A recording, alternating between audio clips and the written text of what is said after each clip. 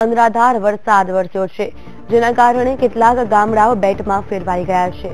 પાટણના રાધનપુરમાં સૌથી વધુ 4 ઇંચ જેટલો વરસાદ ખાબક્યો છે, જ્યારે પાટણ, સરસ્વતી, હારીજ, શંખેશ્વર અને સાંતલપુરમાં 2-2 ઇંચ વરસાદ નોંધાયો છે.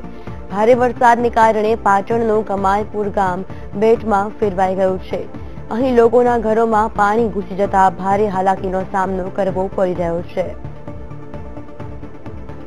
જે રીતે પાટણ જિલ્લામાં અનરાધાર વરસાદ વરસ્યો છે, અનેક ગામો બેટમાં ફેરવાઈ ગયા છે. ઘૂંટણસમાં પાણી ભરાયેલા જોવા મળી રહ્યા છે. તેના કારણે લોકોને હાલાકી ભોગવવાનો વારો આવ્યો છે. વરસાદી પાણી ઠેર ઠેર ભરાઈ ગયા છે. અત્ર તત્ર સર્વત્ર માત્ર પાણી જ પાણી જોવા મળી રહ્યું છે. અવિરતપણે વરસાદ વરસી રહ્યો છે, તેના કારણે કમાલપુર ગામ બેટમાં ફેરવાઈ ગયું છે. લોકોને ઘરમાં પુરાવાનો વારો આવ્યો છે. આ ઉપરાંત નીચાણવાળા વિસ્તારોમાં લોકોના ઘરમાં પાણી ઘૂસી જતા ઘરવખરીને મોટા પ્રમાણમાં નુકસાન થયું છે.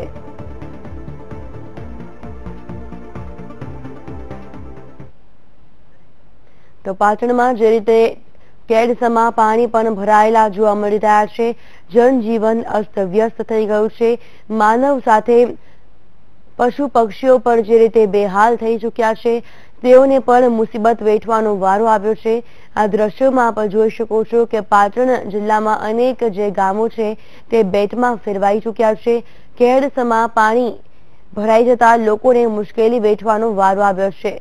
ચારે તરફ જ્યાં નજર જાય ત્યાં પાણી જ પાણી જોવા મળી રહી છે. અનેક જે ગામો છે તેમાં વીજળી પણ ગુલ થયો હોવાનો સમાચાર પ્રાપ્ત થઈ રહ્યા છે. તેના કારણે લોકોને પારાવાર મુશ્કેલી થઈ રહી છે. જે રીતે રાજ્યભરમાં વરસાદ વરસી રહ્યો છે, ત્યારે કમાલપુરા ગામ પણ બેટમાં ફેરવાઈ ગયું છે. મકાનોમાં પાણી ભરાતા લોકોને નુકસાન પહોંચ્યું છે. આજ મામલે હર્ષદ પંચોલી જોડાઈ ગયા છે. હર્ષદ, જે રીતે પાટણમાં કેડસમાં પાણી હાલ તો ભરાઈ ચૂક્યા છે, આ પાણી ઓસર્યા છે કે કેમ?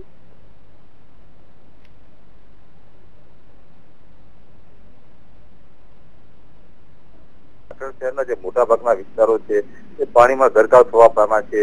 જે કહેવાય કે રેલવે ગરનાળાનો માર્ગ જે કહેવાય, જે પાટણ જનતા હોસ્પિટલનો જે માર્ગ છે, આ તમામ જે માર્ગો છે, જે મુખ્ય માર્ગો કહેવામાં આવે છે, તમામ માર્ગો પાણીમાં ગરકાવ થવા પામ્યા છે. પરંતુ જે રીતે નગરપાલિકાનું જે તંત્ર હતું, ક્યાંક ને ક્યાંક જે પ્રી મોન્સૂન કામગીરી હતી, એ ક્યાંક પાણીમાં ગરકાવ થઈ હોય તેવું લાગી રહ્યું છે. ક્યાંય કોઈ જગ્યાએ વહીવટી તંત્ર કે પાલિકા તંત્ર જોવા નથી મળતું. અત્યારે કહેવાય કે સમગ્ર શહેરમાં પાણી સમગ્ર વરસાદના પાણી ઘૂસ્યા છે. મોટા ભાગના લોકો જે નીચાણવાળા વિસ્તાર છે તે લોકોના ઘરોમાં પણ પાણી જવાના સમાચાર અત્યારે છે.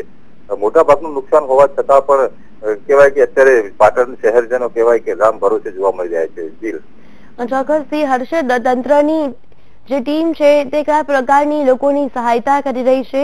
આ ઉપરાંત લોકોનું સ્થળાંતર કરાયું છે કે કેમ?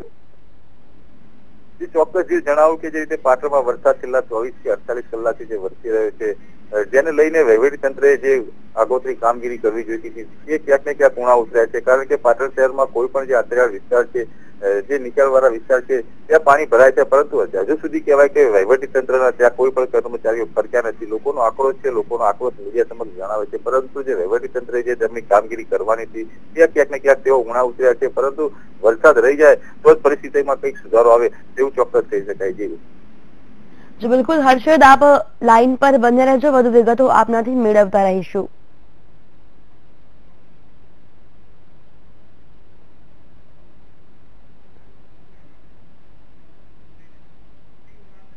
તો આ તરફ પાટણના રાધનપુરમાં પણ જે રીતે પાણી ભરાઈ ચૂક્યા છે, શહેરના મુખ્ય બજારો પાણીમાં ગરકાવ થઈ ચૂક્યા છે. લોકોને નુકસાન થઈ રહ્યું છે. પોતાની દુકાનો પણ લોકો ખોલી શકતા નથી. પાટણ જિલ્લાના રાધનપુરમાં ધોધમાર વરસાદ વરસી રહ્યો છે. લોકો જે રીતે ઘૂંટણસમાં પાણીમાં પણ અવરજવર કરી રહ્યા છે. શહેરના મુખ્ય બજારો પણ પાણીમાં ગરકાવ જોવા મળી રહ્યા છે. વાહન વ્યવહાર પણ ઠપ થઈ ચૂક્યો છે. લોકોને પોતાના ઘરમાં પુરાઈ રહેવાનો વારો આવ્યો છે. 12 કલાકમાં રાધનપુરમાં 4 ઇંચ વરસાદ વરસતા લોકોમાં હાલાકી જોવા મળી રહી છે. શહેરના મુખ્ય બજારો છે તે પણ બંધ છે. તો ફરી એકવાર હર્ષદ પંચોલી જોડાઈ ગયા છે. હર્ષદ, જે રીતે રાધનપુરમાં પણ જે રીતે મુખ્ય બજારો બંધ છે, 12 કલાકમાં 4 ઇંચ જેટલો વરસાદ ખાબક્યો છે, હાલની શું પરિસ્થિતિ? શું હજુ પણ વરસાદ ચાલુ છે? ચોક્કસ જીલ, આપણે જણાવું કે જે રીતે સમગ્ર પાટણ જિલ્લામાં વરસાદે જે તાંડવ સર્જ્યું છે તેમાં ખાસ કરીને જે રાધનપુરમાં વધુ નુકસાન જોવા મળી રહ્યું છે. રાધનપુરમાં છેલ્લા 12 કલાકની વાત કરવામાં આવે તો 12 કલાકમાં 4 ઇંચ જેટલો વરસાદ ખાબકવા પામ્યો છે. રાધનપુર શહેરના જે મુખ્ય માર્ગ કહી શકાય, જે બસ સ્ટેન્ડ વિસ્તારના જે માર્ગ છે તેમજ રેફરલ હોસ્પિટલ જવાનો જે માર્ગ છે, આ તમામ જે માર્ગો છે પાણીમાં ગરકાવ થવા પામ્યા છે. મોટા ભાગના જે રાધનપુરના જે વિસ્તાર છે એ તમામ વિસ્તારના મકાનોમાં પાણી ઘૂસ્યા છે. જે મુખ્ય બજાર કહી શકાય, મુખ્ય બજારના માર્ગોમાં પણ જે દુકાનોમાં પણ પાણી ઘૂસવાના સમાચાર છે. આ બાબતે જયારે આપણે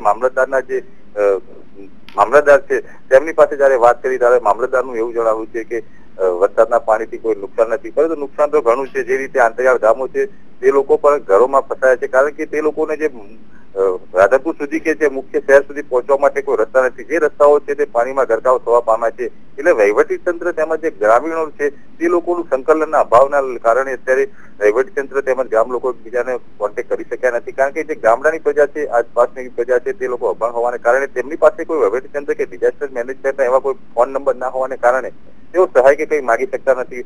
પરંતુ અત્યારે મામલતદારના કહેવા પ્રમાણે રાધનપુર તાલુકામાં કોઈ પણ જગ્યાએ કોઈને રેસ્ક્યુ કરવામાં આવ્યા નથી કે કોઈ જાનહાનિના સમાચાર નથી, પરંતુ નુકસાન છે. પાણી રાધનપુર શહેરમાં ફરી વળ્યા છે અને હજુ પણ અવિરત વરસાદ ધીમી ધારે વરસી રહ્યો છે. જીલ, બિલકુલ હર્ષદ, આભાર તમામ જાણકારી બદલ.